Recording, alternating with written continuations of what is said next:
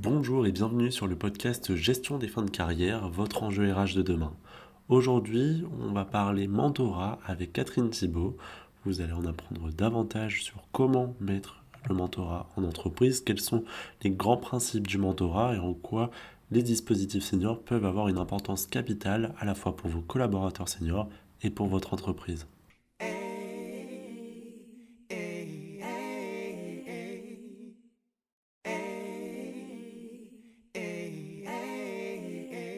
Bonjour Catherine, peux-tu te présenter en quelques minutes? J'ai une formation de psychologue et j'ai fait toute ma carrière dans les ressources humaines, principalement en recrutement, gestion des carrières, une grande partie de ma carrière chez Danone, mais j'ai aussi travaillé en cabinet et depuis 12 ans, en fait, j'ai créé ma propre société et je suis aussi à mon compte. Merci pour cette présentation. J'ai vu que c'était principalement sur les enjeux du mentorat, donc je voulais savoir qu'est-ce qui t'a amené à t'intéresser justement à ce sujet. Bien, en fait, quand j'étais chez Danone, mon dernier poste, on m'a demandé de créer la fonction de directrice diversité, de m'occuper des politiques donc d'égalité des chances et notamment égalité professionnelle entre les femmes et les hommes.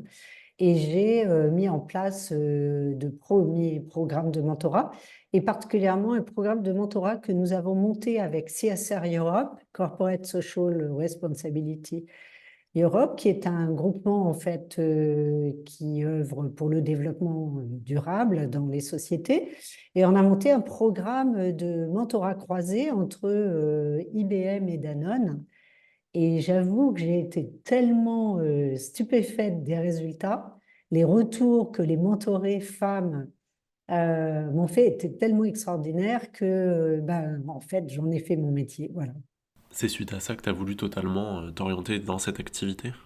Voilà, puis en fait, je me suis formée aussi au coaching et quand j'ai créé ma société, je pensais faire de l'accompagnement individuel, collectif en coaching. Et en fait, très rapidement, j'ai été identifiée par des clients potentiels comme Madame Mentorat qui avait mis en place du mentorat chez Danone. Et c'est comme ça que de fil en aiguille, en fait, depuis 12 ans, c'est absolument 100% de mon activité qui consiste à accompagner les entreprises, mais pas seulement, les réseaux d'entrepreneurs, les réseaux d'alumni, les lycées, les universités, à mettre en place des programmes de mentorat de qualité. Et donc il y a une réelle prise de conscience sur la question du mentorat. C'est un vrai enjeu pour les entreprises. Ah oui, je crois que ça se développe en entreprise et comme tu en as sans doute entendu parler, ça se développe aussi énormément dans la société en général et particulièrement les programmes de mentorat qui sont soutenus par le gouvernement pour les jeunes. Et d'ailleurs, 2023 était la grande cause nationale, c'était le mentorat. En parallèle de ton activité, j'ai vu que tu avais écrit un livre, alors je voudrais savoir de quoi il parle et à qui il était destiné. Alors, en fait, ce n'est pas vraiment en parallèle. Je dirais que c'est le résultat de mon activité professionnelle. J'ai entendu tellement de témoignages de mentors et de mentorés qui étaient tellement fabuleux, tellement sensibles, tellement délicats, que je me suis dit, je ne peux pas garder ça pour moi et je vais le partager. Et donc, mon livre, en fait, il s'adresse aux mentors, aux mentorés, qu'ils soient débutants ou bien qu'ils soient expérimentés et qu'ils veuillent progresser dans leur pratique. Et donc, on y apprend ce que c'est le mentorat par rapport au coaching, par rapport au tutorat, par rapport au sponsorship, etc. Et puis, on apprend à se poser, à entrer en relation, à créer un lien de confiance et aussi à le nourrir tout au long de l'expérience mentorale. Et ce livre s'adresse aussi à toutes les personnes qui mettent en place des programmes de mentorat de qualité, puisqu'il y a un chapitre entier consacré aussi aux différentes étapes à prévoir pour accompagner un programme de mentorat. Donc oui, finalement, ça s'adresse à tout le monde, mais je voulais savoir en entreprise, est-ce que c'est possible, vraiment, peu importe la structure, de mettre en place justement ces activités de mentorat? Alors, il y a beaucoup de grandes entreprises, notamment toutes celles du CAC 40, a priori, elles ont pratiquement toutes mis en place du mentorat. Alors, parfois, c'est du mentorat pour les femmes, par exemple, dans le cadre d'un programme d'égalité des chances. Parfois, c'est du mentorat pour les jeunes arrivés dans l'entreprise. Parfois, c'est du reverse mentorat. Tu as peut-être entendu parler de cela. Donc ça, ce sont des jeunes qui mentorent les personnes qui sont au statut de dirigeant, le COMEX, le CODIR. Alors, les conditions, en fait, pour que ça puisse se mettre en place, c'est d'abord, il faut une culture qui soit quand même déjà un petit peu dans l'ouverture. Je pense qu'il serait maladroit de mettre en place un programme de mentorat dans une entreprise qui serait très, très hiérarchique et au sein de laquelle, par exemple, on ne pourrait pas, sans se faire sanctionner, parler au N+2. Tu vois, par exemple, dans des cultures comme ça, c'est peut-être pas le mentorat qui est le plus pertinent à mettre en place. Le mentorat, d'ailleurs, doit toujours prendre place dans un plan plus large, hein, qui peut comprendre du coaching, qui peut comprendre des réseaux, la mise en place de réseaux, des hackathons, etc. Voilà, d'autres actions, en fait, qui contribuent. La deuxième condition pour qu'un mentorat fonctionne, il faut quand même que l'entreprise ait une certaine taille pour que les binômes ne risquent pas d'avoir des liens professionnels de type hiérarchique ou fonctionnel qui risqueraient de biaiser la relation. Alors, c'est sûr que c'est moins évident pour les petites et les moyennes entreprises. Néanmoins, je vois beaucoup de programmes maintenant où plusieurs entreprises sur un territoire de taille moyenne se mettent ensemble, s'appuient par exemple sur un réseau d'entrepreneurs ou s'appuient sur par exemple une chambre de commerce pour mettre en place en fait un mentorat croisé entre plusieurs entreprises. Et ça, évidemment, c'est du bénéfice pour tout le monde. Très bien. Et est-ce que tu aurais des chiffres à impact sur le mentorat? Alors, les chiffres, c'est toujours très compliqué. Déjà, je crois que tout le monde est d'accord pour dire que les bénéfices pour les mentorés sont vraiment très flagrants. Alors, si on n'a pas de chiffres, je dirais, globaux sur, par exemple, l'ensemble de la France, on a des chiffres sectoriels parfois par entreprise qui font des enquêtes après les expériences mentorales. Aussi, les associations qui accompagnent des jeunes font également des enquêtes. Et en tout cas, au-delà des bénéfices pour les mentorés, c'est quoi? La prise de confiance, c'est oser prendre des décisions, c'est accélérer le fait d'avancer dans la vie, c'est se sentir soutenu, c'est gagner en assertivité, en leadership. Enfin, tout ça, c'est assez, je dirais, couramment partagé, hein. Au-delà, il faut savoir qu'il y a aussi des bénéfices pour les organisations elles-mêmes, c'est-à-dire pour l'ensemble de la société. Eh bien, pourquoi? Parce que quand on fait un certain nombre de binômes en nombre assez important et qu'on fait des programmes de mentorat de façon pérenne, plusieurs années de suite, eh bien, on se rend compte que ça apporte à la société du décloisonnement, du sentiment d'appartenance, de la cohésion d'équipe, de l'esprit d'entraide qui se développe entre les personnes et du sens en fait, hein. Et d'ailleurs, dans les sociétés que nous vivons, dans lesquelles nous vivons aujourd'hui, après le post-Covid, on voit bien que les personnes qui apprécient de télétravailler, néanmoins, ont besoin de liens et le mentorat est un des dispositifs, en fait, qui peut aider à ce que les personnes gardent des liens entre elles. Et ça, c'est vraiment important. Après, un autre impact aussi qui commence à être un peu mesuré, mais il va falloir des études plus poussées. Et d'ailleurs, moi, je fais partie d'une organisation de coachs et de mentors qui s'appelle EMCC France, European Coaching and Mentoring Council, qui a comme ambition cette année de démarrer une étude pour montrer justement les impacts sur les organisations et sur les mentors. Ça, c'est un bénéfice que les DRH en particulier commencent à observer, c'est que les mentors, eh bien, faisant cette expérience d'accompagnement, ils développent leur écoute, ils développent leurs soft skills en fait, hein, l'art du questionnement, ils développent l'empathie, ils développent l'accueil de la diversité, ils développent leur management et donc c'est du bénéfice pour les mentorés, mais pour les mentors et pour les organisations également. Ouais, c'est un vrai partage de connaissances et ça crée des liens entre les entreprises. Et exactement, ça crée de l'entraide sur un territoire. Oui, tout le monde a y gagné, il y a vraiment Mm. des avantages partagés. Et tu parlais tout à l'heure, dans le cadre de l'égalité homme-femme, tu avais mis en pratique le mentorat. Est-ce que ça se passe souvent dans le cas des collaborateurs seniors? Est-ce qu'ils sont souvent justement des mentors dans les entreprises?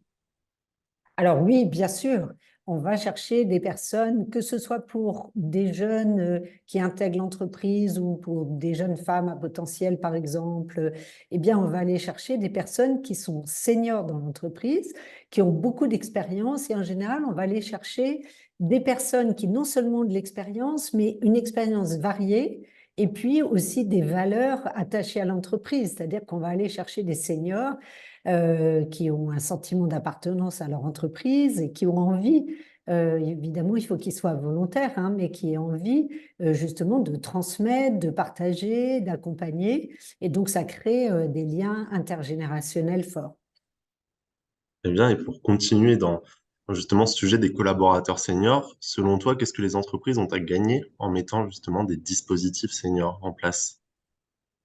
Alors, mais elles ont tout à gagner, et j'aurais envie d'ajouter, elles ont tout à gagner à mettre en place des dispositifs, non seulement pour les seniors, mais pour toutes les personnes dans leur singularité. Tout l'enjeu des entreprises, en fait, c'est de mettre en place des dispositifs qui, d'une part, accueillent, valorisent les singularités, et d'autre part, créent de la cohésion et du sentiment d'appartenance. Donc voilà, je dois me sentir reconnue comme une personne singulière avec ma valeur et je dois me sentir faire partie de la communauté.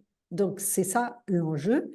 Et donc pour les seniors, bien, on sait il y a des dispositifs qui se développent, que ce soit le mécénat de compétences, que ce soit justement le mentorat, que ce soit le tutorat également. Il y a d'autres formes d'accompagnement qui sont proposées également aux seniors, la mise en place de réseaux, voilà, tous ces dispositifs, en fait, aussi la pré-retraite progressive, etc. Là, je parle des seniors qui sont dans la tranche, j'allais dire 60-64, mais peut-être à partir de 55 déjà, on peut inventer des dispositifs, leur demander ce dont ils ont besoin. Il y a un outil que l'entreprise, surtout quand elle est grande, elle peut utiliser, c'est les enquêtes d'opinion. Donc ça existe, les baromètres sociaux en interne. Eh bien, quand on regarde les résultats tranche d'âge par tranche d'âge, on va peut-être identifier quelque chose de particulier. Par exemple, chez les seniors, on va peut-être trouver parfois des personnes qui ont besoin d'être aidées parce qu'ils sont eux-mêmes aidants de personnes âgées, c'est-à-dire de leurs parents. Eh bien, c'est une contrainte particulière et peut-être que l'entreprise peut prévoir des aménagements particuliers. De ce fait, le senior va se sentir reconnu et d'autant plus mobilisé. Très bonne réponse. Tu as déjà commencé à répondre à la question que je voulais te poser. Je voulais savoir un petit peu quel était le ressenti des personnes que tu as accompagnées et surtout des profils seniors. Alors, moi, actuellement, j'accompagne en dehors de mon travail, j'accompagne aussi à titre bénévole beaucoup de demandeurs d'emploi au sein d'une association qui s'appelle Vise Emploi, qui est sur toute la région parisienne. Moi, je m'occupe du Val-de-Marne. Donc, les ressentis des demandeurs d'emploi, quand ils sont accompagnés par des mentors donc de mon équipe, eh bien, c'est déjà le sentiment d'être reconnu comme une personne qui a de la valeur, au-delà du demandeur d'emploi. Ça, c'est la première chose, le premier ressenti. Le deuxième ressenti, c'est bien d'avoir une personne en face de soi qui est empathique, qui est à l'écoute sans jugement et qui vous permet en fait de vous poser au lieu de vous presser pour prendre un travail, etc. C'est une personne qui va d'abord essayer de vous comprendre. Et donc, voilà, les ressentis, c'est des ressentis de j'ai de la valeur, j'existe et je peux me remettre debout si jamais je suis tombée. Voilà, je dirais ça. Ok, ouais, donc il y a vraiment de l'humain qui est remis Oui, au cœur, ça crée des vrais liens et en plus, par définition, pour l'entreprise, par derrière de la productivité. Donc, il y a de absolument, vrais tout à avantages. fait. Créer des liens et créer une culture d'entraide. qui contrebalance la culture de compétition qu'on connaît trop souvent. Franchement, on a tout à gagner, surtout face aux enjeux auxquels on doit faire face aujourd'hui, sociologiques et environnementaux. Tout à fait. Et pour finir, je voudrais savoir si justement agir pour l'épanouissement des seniors en entreprise, est-ce que ça a du sens concrètement? Bah oui, complètement, ça a du sens.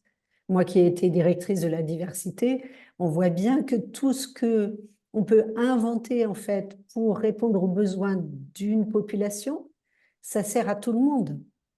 Et donc, bah, quand on fait par exemple des aménagements pour les personnes handicapées dans les usines, ah bah tiens, on s'aperçoit que bah, ça va servir aussi aux seniors qui ont aussi parfois un petit peu moins de capacité physique, hein. Si on fait quelque chose pour les femmes, on va s'apercevoir que ah bah tiens, il y a d'autres personnes aussi pour lesquelles ça a un avantage. Et surtout, je pense que on a intérêt dans les entreprises, j'aime pas trop ce mot intérêt, mais évidemment ça a du sens, en tout cas, de s'intéresser à chaque personne. Et encore une fois, de créer une culture de l'entraide pour que les personnes aussi puissent collaborer, mettre leur intelligence au service du bien commun. C'est une très belle réponse et c'est vrai qu'on le voit de plus en plus, mais retrouver du sens dans le travail, c'est ce qui Oui. arrive et encore plus après 50 ans. En ce moment, on constate un peu que tout le monde veut justement donner du sens à ce qu'il fait, et que ça soit au travail ou en dehors. Alors si le travail peut bénéficier justement à cet épanouissement, autant que ce soit fait et que ça en bénéficie à tout le monde.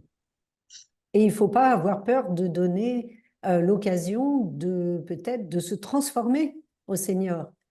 Je trouve que les politiques RH, elles sont très souvent un peu trop centrées sur la tranche d'âge 25, 35, 40. Allez, 45, on commence à parler de seniors. Mais attendez, c'est juste de la folie. Donc, je pense qu'il y a beaucoup à gagner et ça a beaucoup de sens de permettre à chacun de se transformer et de faire je ne sais pas, ne serait-ce qu'un bilan de compétences à 55 ans, ça a du sens pour moi, hein, il n'y a pas de souci. Se transformer, trouver une autre activité, s'intéresser à d'autres choses, apprendre des choses nouvelles, c'est juste ça qui maintient en fait la motivation. Mm. Continuer de pouvoir apprendre et faire apprendre, pourquoi pas des postes un peu plus sur de la formation pour les plus jeunes, voilà, avoir des liens qui se créent entre chaque population de l'entreprise. Par exemple, tout à fait. La formation, évidemment, hein, c'est la transmission des connaissances, donc bien évidemment. Très bien, je te remercie. Est-ce que tu as d'autres choses à ajouter? J'espère que le mentorat va continuer de se développer et évidemment que les politiques pour les seniors, d'autant plus avec la loi qui vient de passer sur les retraites, évidemment, les seniors vont travailler plus longtemps en entreprise et donc je leur souhaite à tous de trouver du bonheur au travail parce que se réaliser dans le travail, moi qui accompagne des demandeurs d'emploi, je peux dire que c'est quelque chose qui compte dans la vie. C'est pas seulement un travail, ce sont des liens sociaux et ce sont le sentiment d'accomplissement et d'appartenance.